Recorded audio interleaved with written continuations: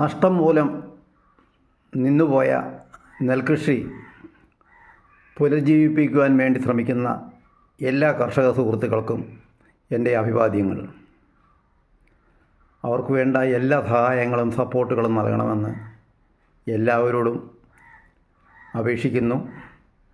പ്രത്യേകിച്ച് ഗവൺമെൻറ് ഉദ്യോഗസ്ഥന്മാരോട് വീണ്ടും അപേക്ഷിക്കുന്നു.